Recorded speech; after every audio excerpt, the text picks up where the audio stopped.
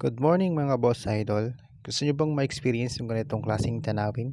Magagandang daan, mga kurbadang daan na nakakaliw talaga kapag nag-rides ka. Tama sa mga motoristang may hilig sa mga banking. Tapusin mo ang video na to, ituturo ko sa'yo.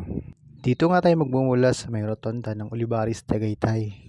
Mula nga dito ay kakanan ka na. Bale, magiging ruta nga pala natin ay pababa ng Tagaytay papuntang Tanawan. Medyo mahaba-haba nga pala ang rutang to kumpara sa Sungay Road na pinaka-shortcut nating daanan. At pagpasok mo pa nga lang dito ay bubunga na sa yung napakagandang tanawin. Ang overlooking view dito sa daan ito. Dagdag aliw nga din nga pala yung mga bulaklak at mga magandang puno't halaman na nakapalibot sa daan na to.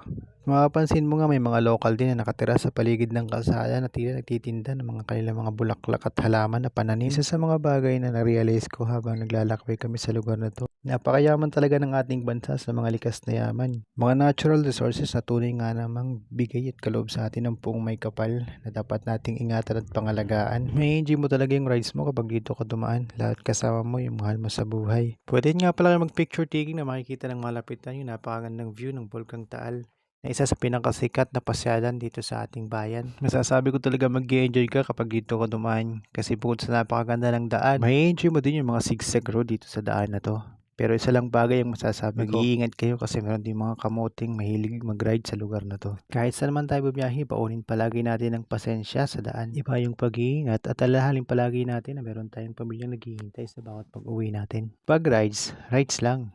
Huwag nating gawing race. Lagi nating alalahanin na sa public roads tayo. Ibig sabihin nun, marami tayong magiging kasabay ng mga motorista. Kaya doble ingat at enjoy lang natin palagi yung biyahe. Tulad nito. Dahil kaya nga tayo nag-rides para ma-enjoy natin at ma-relax yung sarili natin. Hindi para mag-race at para makipagpaunahan sa mga kamoting riders na walang pakialam sa iba. Masasabi ko nga din talaga na best spot itong lugar na to para makita mo ng malapitan yung view ng ganyan. Pinagmamalaki ng Bulkang Taal. Dito lang matatagpuan sa bayan ng Laurel, Batangas. At kung gusto mong ma-experience yung ganitong klase ganda ng daan habang bumababa papunta ng Batangas, dito ka lang dumaan sa Sampaloc Lake Road para ma-enjoy mo yung biyahe mo. Bukod sa napakaganda ng daan, napakaganda din ng mga tanawin. At isa rin naman talaga to sa rason kung bakit tayo minsan nagra-rides para makapag-relax at ma-enjoy yung mga gantong view. Alam kong hindi bago sa paningin nyo or sa paninig ninyo ang lugar at daan na to. Pero alam kong isa kayo sa katulad ko na nakakamiss sa tuwing dumadaan sa lugar na to. Hindi po bang parang bago lagi yung mga nakikita mo sa paligid?